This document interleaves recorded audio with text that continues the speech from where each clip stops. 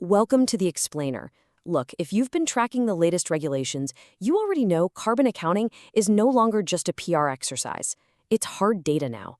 Today we're diving into how live AI carbon monitoring can actually transform your supply chain compliance from what's normally a massive manual headache into a major financial win. Because here's the secret. Getting the right tech in place doesn't just keep the regulators off your back, it's literally going to save you serious money. Let's start right off the bat with this massive number. $2.1 million. That's the staggering carbon tax penalty per $100 million in revenue that companies are risking right now if they don't have proper tracking in place. Trying to manage that kind of risk with just rough estimates, it's kind of like trying to balance a $100 million corporate budget on a paper napkin. The era of clunky spreadsheets is officially over, and the financial penalties for getting this wrong are absolutely severe enough to permanently damage your bottom line. So here's what we're covering in today's Explainer. First, the 2026 compliance deadline. Second, what exactly AI carbon monitoring is. Third, a really practical 3-step implementation guide. Fourth, we'll compare the top AI tracking tools. And finally, we'll look at the real-world ROI and savings. All right, moving into Section 1, the 2026 compliance deadline. So time is definitely ticking here. With the SEC's climate rule mandating comprehensive Scope 3 emissions reporting by 2026 for large public companies, relying on slow manual data collection is just not a viable business strategy anymore. Now, as a quick refresher, Scope 3 covers all the indirect emissions in your value chain. That means you're now on the hook for the carbon footprint of your suppliers. If you wait until 2025 to even start thinking about this, you're going to get caught in a massive bottleneck. The really successful companies, they're already allocating their budgets and running parallel tracking audits right now, well ahead of that 2026 deadline. Which brings us to Section 2. What is AI carbon monitoring? Think of live AI carbon monitoring as basically a financial ledger, but for carbon. So every single transaction, every shipment, and every production step gets instantly logged with its precise emissions footprint. You wouldn't run a $100 million company's finances on some unverified, messy Excel spreadsheet, right? Well, you can't run your carbon accounting that way either. These machine learning algorithms actually connect directly to your ERP, logistics, and procurement systems, so they can pull that data seamlessly in real time. And the contrast here is just wild. Trying to do this manually is literally like trying to count beans in the dark. Companies that actually make the switch to automated AI monitoring reduce the reporting errors by an incredible 78%. And the reporting latency, it drops from a sluggish 45 days down to just 7 days. At the same time, data accuracy tightens up from a pretty loose plus or minus 12% down to an impressive 4%. So ultimately, organizations using this real-time monitoring are hitting compliance 23.4% faster than their competitors. That is a huge advantage. Okay, Section 3, a 3-step implementation guide. So how do you actually roll this out across a complex network? It's highly effective if you just stick to a simple 3-step action plan. Step 1. You map your supply chain baseline.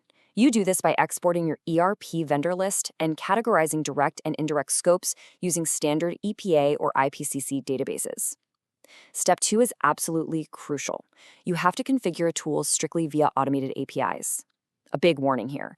Definitely avoid tools that ask for manual data uploads because true live monitoring requires those automated data connectors. And finally, Step 3. You run parallel tracking. Basically, you compare your brand new AI estimates against your old manual calculations for 30 days. You're looking for an acceptable variance of plus or minus 5% for Scope 1 and 2, and maybe around 15% for Scope 3. Now, if the idea of tracking data from hundreds of tiny mom-and-pop suppliers is stressing you out, don't panic, look at this. Your top 20 suppliers typically account for 80% of your total supply chain emissions. By targeting that core group first, you're going to yield actionable results in literally minutes. And you drastically reduce your implementation risk by about 40%. Seriously, don't try to boil the ocean on day one. Start where the biggest impact is.